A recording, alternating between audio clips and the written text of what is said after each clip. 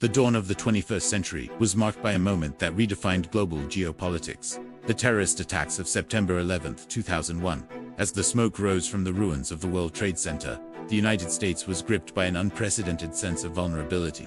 In the high-level corridors of power in Washington, D.C., a different narrative began to take shape, one that directed attention toward the streets of Baghdad. Iraq, led by the long-standing dictator Saddam Hussein, was soon placed at the center of the war on terror, despite a lack of evidence. The justification for war was built on a singular premise: the existence of weapons of mass destruction, or WMDs. The Bush administration and Tony Blair argued that Saddam Hussein possessed chemical and biological weapons and was pursuing a nuclear capability. Tony Blair stood alongside him, arguing that the world could not wait for a smoking gun to manifest as a mushroom cloud. In February 2003, U.S. Secretary of State Colin Powell stood before the United Nations, using satellite imagery to make a case for war. He held up a small vial of simulated anthrax, insisting that the facts were irrefutable and that Iraq was in breach of its obligations. Intelligence regarding biological weapons came from a source code named Curveball, whose claims were later found to be inconsistent and unstable. UN weapons inspectors, led by Hans Blix, searched hundreds of sites, but reported finding no evidence of active WMD programs.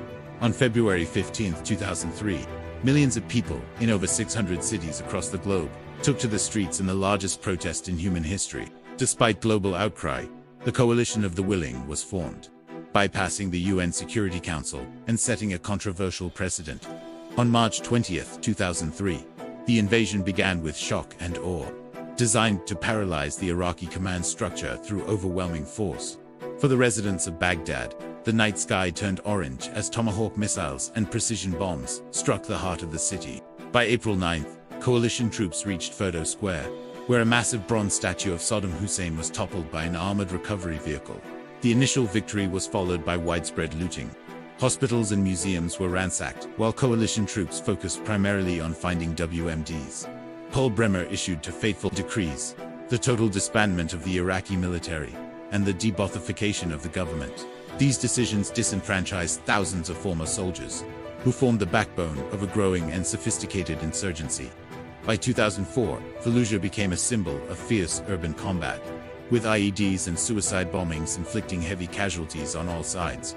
The Iraq Survey Group spent 2 years scouring the country, finally concluding that Saddam Hussein had no stockpiles of WMDs. This revelation triggered a political firestorm, with critics arguing that intelligence had been fixed to suit political desires for war. For the Iraqi people, the liberation brought a decade of terror. Sectarian death squads roamed streets, and neighborhoods were divided by blast walls. Estimates of civilian deaths reached the hundreds of thousands, while millions more were displaced into squalid refugee camps. For coalition families, the cost was measured in flag-draped coffins and veterans returning with traumatic injuries and PTSD. The final bill surpassed $2 trillion, diverting resources away from Afghanistan and allowing the Taliban to regroup. The rise of ISIS was perhaps the most visible legacy, born in the sectarian power vacuum and radicalized in American-run prisons. Today, Iraq remains a nation struggling to find its footing, with the scars of the 2003 invasion visible everywhere.